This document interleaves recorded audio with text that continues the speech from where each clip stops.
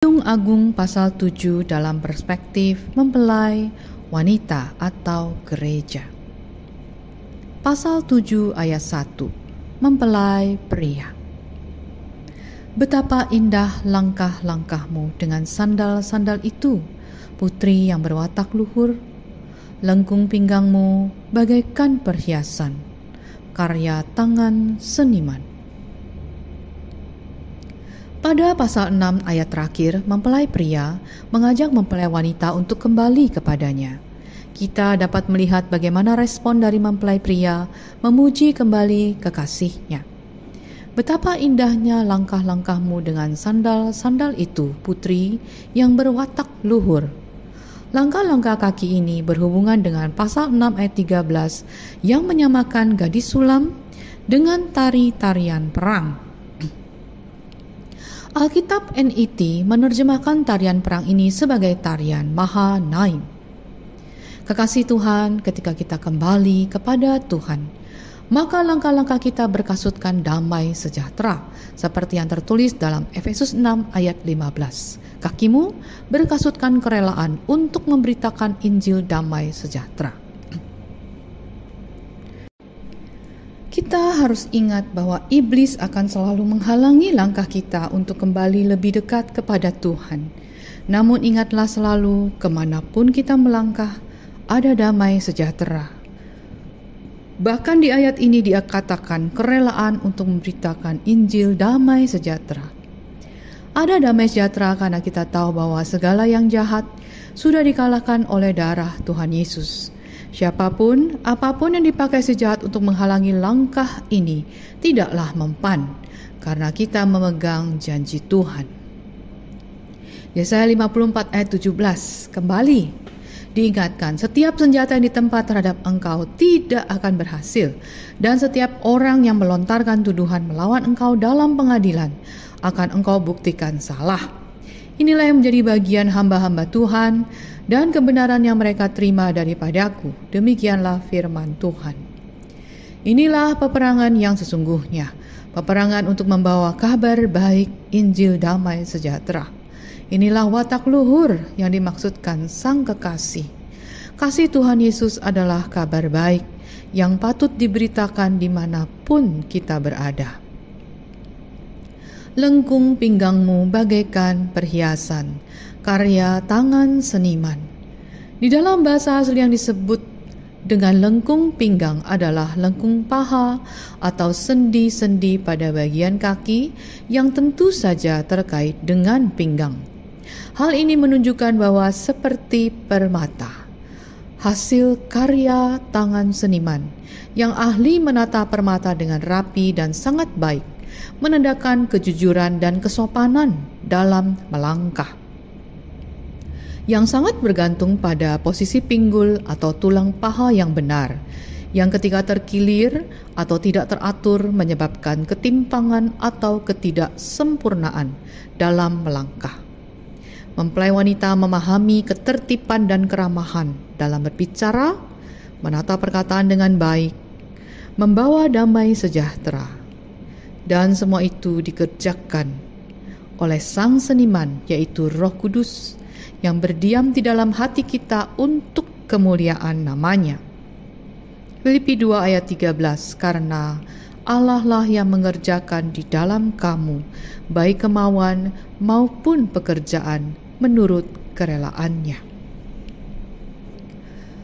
Pasal 7 ayat 2, mempelai pria. Pusarmu bagaikan cawan yang bulat, yang tak kekurangan anggur campur. Perutmu timbunan gandum, berpagar bunga-bunga bakung. Pusarmu bagaikan cawan bulat yang tak kekurangan anggur campur. Anggur campur pada penjelasan bahasa Ibrani menunjukkan campuran anggur dan air atau minuman anggur yang dilunakkan. Tidak keras, tidak membahayakan. Unik memang. Bagian pusar ini jika diperhatikan memang mirip cawan. Betapa hebat karya Tuhan dalam hidup kita. Segala sesuatu di tubuh kita membawa pada kebesaran dan kemuliaan Tuhan Yesus. Kekasih Tuhan, pusar merupakan bagian yang penting dari tubuh manusia. Di bagian inilah nutrisi ibu mengalir kepada janinnya yang membuat janin tersebut berkembang dan hidup. Ketika sudah lahir, pusar tetap menjadi bagian yang penting, masih memiliki keterkaitan dengan pergerakan hormon, suhu panas dan dingin tubuh, dan organ-organ pencernaan seperti pankreas, hati, lambung, bahkan menjadi bagian yang sensitif. Pusar yang tak kekurangan anggur. Anggur menunjukkan perjanjian baru dalam darahnya. Demikian juga dibuatnya dengan cawan sesudah makan. Ia berkata, "Cawan ini adalah perjanjian baru oleh darahku yang ditumpahkan bagi kamu." Lukas 22 ayat 20. Betapa indahnya firman Tuhan ketika kita membacanya dan selalu mengaitkan dengan Tuhan Yesus. Semakin kita kagum akan kasih Tuhan bagi kita. Jadi segala hal mengenai kesehatan dan keseimbangan tubuh kita adalah oleh karena darah Tuhan Yesus yang mengalir bagi kita. Anggur juga menunjukkan kegembiraan, kebahagiaan, sukacita yang membawa kesembuhan dan kesehatan. Amsal 17 ayat 22. Hati yang gembira adalah obat yang manjur, tetapi semangat yang patah mengeringkan tulang. Betapa Tuhan ingin kita memiliki kegembiraan, kebahagiaan bersama dengan Dia. Perutmu seperti timbunan gandum. Perut adalah tempat menampung makanan yang akan diolah menjadi energi untuk tumbuh dan bergerak. Perut juga merupakan tempat bakal anak, yang merupakan pelipat gandaan umatnya. Kesuburan kekasihnya dalam membawa jiwa-jiwa kepada Kristus yang nantinya bagaikan wanita hamil dengan buah para petobat muda yang lahir oleh karena dirinya. Gandum adalah bahan utama dalam membuat roti. Kita dapat melihat keterkaitan perjamuan kudus dalam ayat ini, karena ada anggur dan gandum di ayat yang sama, menunjukkan tubuh dan darah Tuhan Yesus yang menjadi kekuatan besar kekasih-Nya. Yohanes 6 ayat 25 sampai 59 menuliskan Tuhan Yesus berkata, "Akulah roti hidup." Hal ini membuat orang yang mendengarnya menjadi bingung. Bagaimana mereka memakan Tuhan Yesus? Bahkan walaupun mereka bingung, Tuhan Yesus menegaskan bahwa dagingku benar-benar makanan dan darahku benar-benar minuman. Di dalam kematian Tuhan Yesus, murid-murid bersama dengan Tuhan Yesus melakukan Di malam kematian Tuhan Yesus, murid-murid bersama dengan Tuhan Yesus melakukan perjamuan malam untuk memperingati Paskah. Namun berbeda dengan Paskah yang dilakukan oleh orang Israel, Tuhan Yesus kemudian mengambil roti, mengucap syukur, memecah-mecahkannya, dan memberikannya kepada mereka, katanya, "Inilah tubuhku yang diserahkan bagi kamu. Perbuatlah ini menjadi peringatan akan aku." Demikian juga dibuatnya dengan cawan sesudah makan. Ia berkata, "Cawan ini adalah perjanjian baru oleh darahku yang ditumpahkan bagi kamu." Lukas 22 ayat 19 sampai 20. Murid-murid terus melakukan ini setelah kematian Tuhan Yesus secara rutin, karena Tuhan Yesus mau mereka melakukannya menjadi peringatan akan Dia. Kekasih Tuhan, pusar dan perut kita penuh dengan tubuh dan darah Tuhan Yesus yang begitu berkuasa. Oleh bilur Tuhan Yesus kita menjadi sembuh, Yesaya 53 ayat 5, tergenapi oleh perjamuan kudus ini. Kisah Rasul 2 ayat 42, mereka bertekun dalam pengajaran rasul-rasul dan dalam persekutuan, dan mereka selalu berkumpul untuk memecahkan roti dan berdoa. Dengan bertekun dan dengan sehati, mereka berkumpul tiap-tiap hari dalam bait Allah. Mereka memecahkan roti di rumah masing-masing secara bergilir dan makan bersama-sama dengan gembira dan tulus hati. Darah Kristus mengampuni segala dosa dan pelanggaran kita. Tubuh Yesus menyembuhkan dan memulihkan. Matius 26 ayat 28. Sebab inilah darahku, darah perjanjian yang ditumpahkan bagi banyak orang untuk pengampunan dosa. Timbunan gandum dikatakan dikelilingi atau dipagari dengan bunga bakung, menunjukkan bahwa yang dimaksud bukanlah timbunan gandum di atas tanah jagung, tapi ladang gandum yang berdiri, tertutup dan dipagari, bukan dengan duri, tetapi bunga bakung. Bunga bakung merupakan hiasan di dalam bait Allah Salomo. 1 Raja-Raja 7 ayat 19 menunjukkan bahwa kekasih Tuhan dikenyangkan di dalam rumah Tuhan. Di dalam rumah Tuhan ada persekutuan, ada penyembahan bersama-sama, dan yang tak kalah penting adalah ada pengurapan bersama-sama yang tentu saja berbeda ketika kita berada di rumah. Bunga bakung sebagai pagar pelindungan dapat menandakan orang-orang kudus yang sudah matang secara rohani, saling membangun, saling mengingatkan, saling menjaga untuk tetap berada di dalam jalan Tuhan. Pasal 7 ayat 3, mempelai pria. Seperti dua anak rusa buah dadamu, seperti anak kembar kijang. Jika di pasal 4 ayat 5 mempelai pria menggambarkan buah dada kekasihnya seperti anak kembar kijang yang makan rumput di tengah-tengah bunga bakung, maka pada pasal ini digambarkan seperti anak kembar kijang. Hal ini menunjukkan ada pertumbuhan rohani yang dilihat oleh mempelai pria pada kekasihnya. Jika tadinya kijang itu makan rumput yang artinya masih dalam pertumbuhan, kini kijang itu tidak lagi makan rumput, artinya sudah mengerti dan semakin mengerti akan firman Tuhan. Memiliki keseimbangan kembar kiri dan kanan menunjukkan pertumbuhan rohani yang stabil dan indah di mata Tuhan. Kekasih Tuhan, sesungguhnya ke arah mana pertumbuhan rohani kita?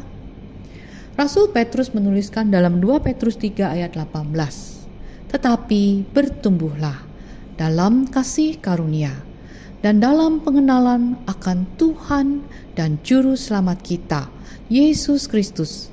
Baginya kemuliaan sekarang dan sampai selama-lamanya.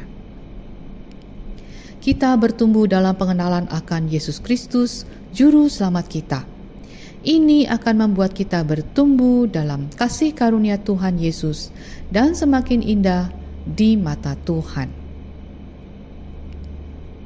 Pasal 7 ayat 4, mempelai pria.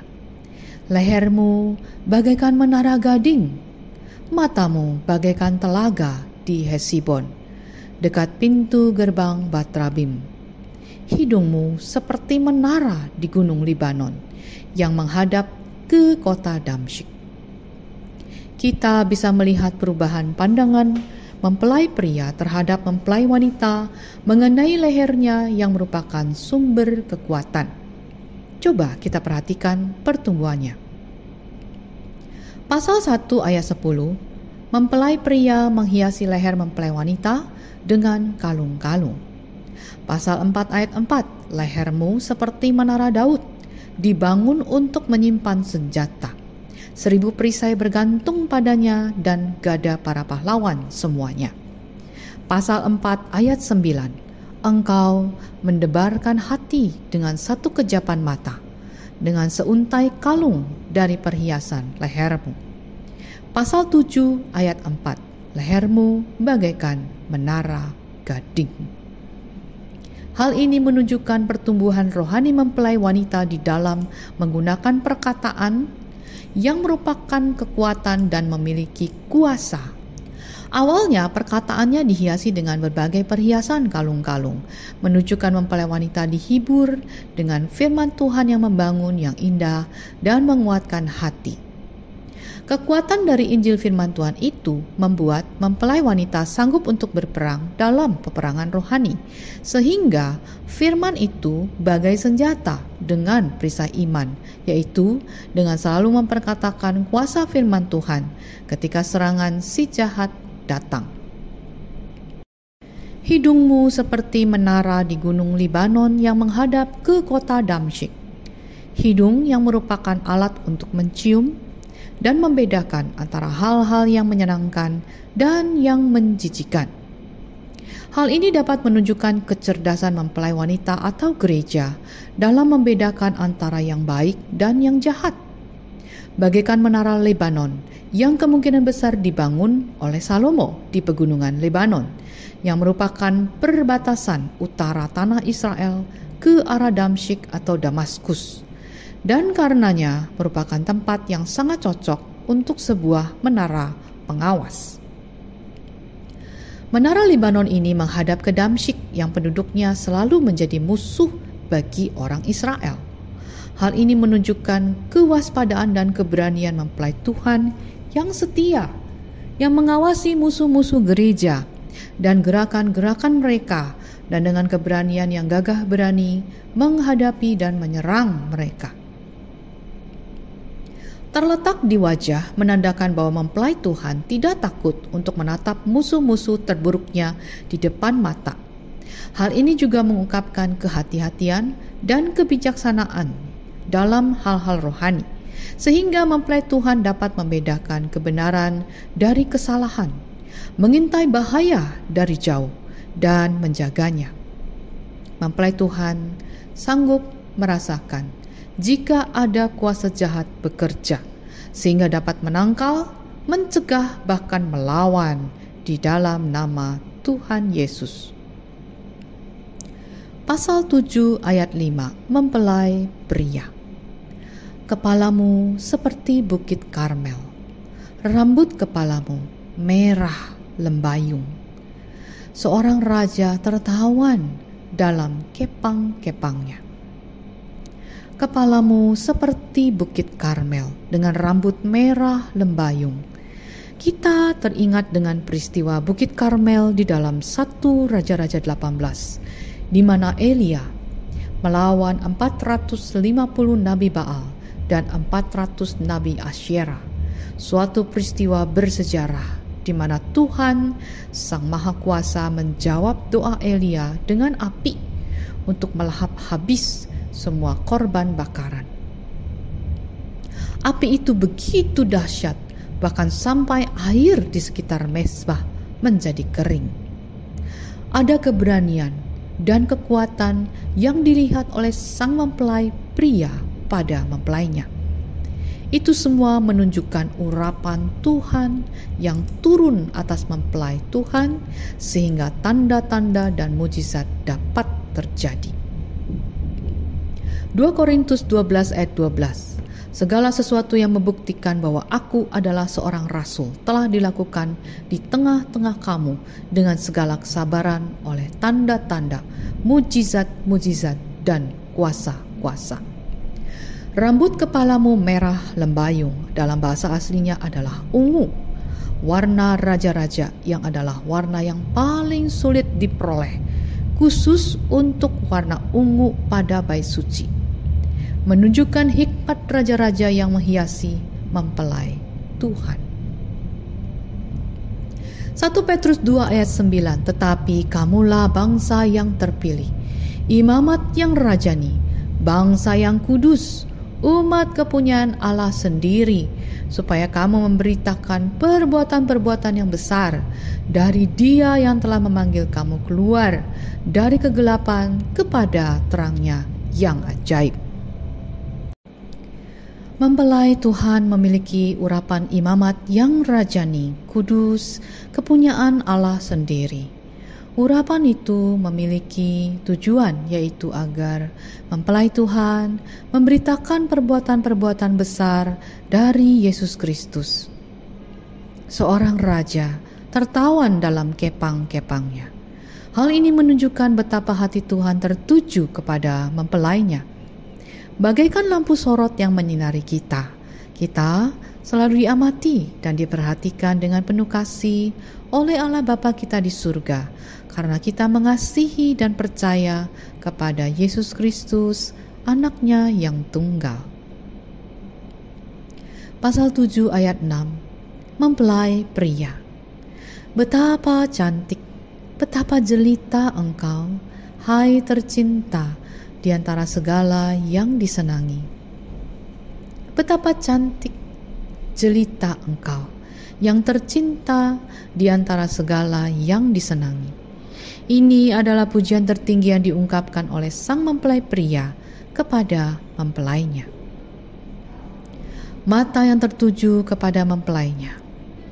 Sebuah kecantikan yang bukan dibuat-buat atau karena make up. Sebuah kecantikan karena hati yang mencintai dan terus ingin lebih dekat lagi kepada Kristus Yesus. Selalu sadar akan kehadiran Kristus di dalam hidupnya.